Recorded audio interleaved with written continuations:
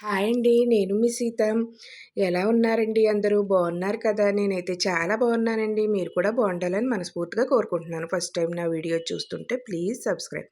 ఈరోజు రెసిపీ వచ్చేసి పొనగంటికు ఆకు పప్పు చేస్తున్నానండి. ఇది ఎక్కువగా చాలా ప్రోటీన్స్ అయితే ఉంటాయండి ఇందులో అయితేని. విటమిన్ ఏ, బి, కాల్షియం ఎక్కువగా ఉంటదండి ఈ పొనగంటాకులో. మన కంటి చూపుకు కూడా చాలా బాగా మెరుగుపడుతదండి. మెరుగుపడుతదండి. అలాంటి ఆకుతో మనం ఏదైతే పప్పుని చేస్తున్నామో దాన్ని ఏ విధంగా తయారు చేసుకుందామో చూసేద్దాం రండి. ఇలా పొనగంటాకునైతే శుభ్రం చేసుకొని ఇలాగా వాటర్‌తో కడిగేసుకొని ఇలా ప్లేట్‌లో వేసుకున్నానండి. ప్లేట్‌లో వేసి పక్కన పెట్టుకున్నాను. ఇప్పుడు ఒక కుక్కర్ తీసుకున్నానండి. కుక్కర్‌లో అయితే ఒక గ్లాసు కందిపప్పునైతే వేసుకున్నానండి. ఇలా కందిపప్పు 2, 3 సార్లయితే వాటర్ పోసి బాగా కడిగేసుకోవాలండి. ఇలా మొత్తం అంతా ఇలా 2, 3 సార్లు కడిగేసుకోవాలండి ఈ పప్పుని. ఈ కడిగేసుకున్న తర్వాత ఇలా కడిగేసుకున్నానండి. ఇప్పుడు పొనగంటాకండి. ఈ పొనగంటాకును కూడా ఇందులో వేసేద్దామండి. కుక్కర్‌లో వేసేసుకుందాం. అలాగే ఒక 6 పచ్చిమిర్చినయితే ఘాట్లు పెట్టుకొని వేసుకున్నానండి. ఆ పచ్చిమిర్చిని కూడా వేసేసుకుందాం. అలాగే 3 టమాటాలనైతే ఇలా చిన్న ముక్కల కింద అయితే కోసుకున్నానండి. అవి కూడా వేసేసుకుందామండి. ఇప్పుడు ఇందులో చిటికెడు పసుపు, రుచికి తగ్గ సాల్ట్ కూడా వేసేసుకుందామండి. వేసేసుకొని మనకి పప్పు ములిగేంత వరకు వాటర్ అయితే పోసుకుందామండి. అంటే నేను ఒక 2 కప్పుల దాకా వాటర్ అయితే వేసుకున్నానండి. వాటర్ వేసేసుకొని ఇలా మూత పెట్టేసుకుందామండి. మూత పెట్టేసి స్టవ్ వెలిగించుకొని స్టవ్ మీద అయితే పెట్టేసుకుందామండి. స్టవ్ మీద పెట్టేసుకొని ఒక 3 విజిల్స్ వచ్చేదాకా వేయించుకుందామండి. 3 విజిల్స్ వచ్చేదాకా వేయించుకుందామండి. ఈ ఆకుకూర అయితే కంటి చూపుకి బాగా మెరుగుపడుతదండి. కంటి చూపుకి.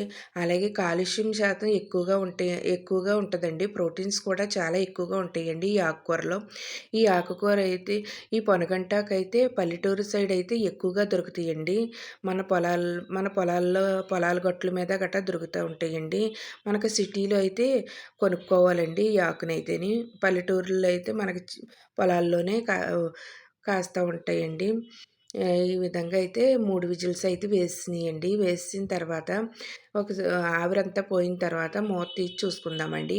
మనకు కొంచెం పలసగా అనిపిస్తే ఇంకొంచెం సేపయితే స్టవ్ మీద అయితే పెట్టేసుకుందామండి. కొంచెం దగ్గర ఈలోగా తాలింపు పెట్టుకుందామండి. తాలింపు పెట్టేలోగా కొంచెం ఆ పప్పు అయితే దగ్గర పడద్దండి.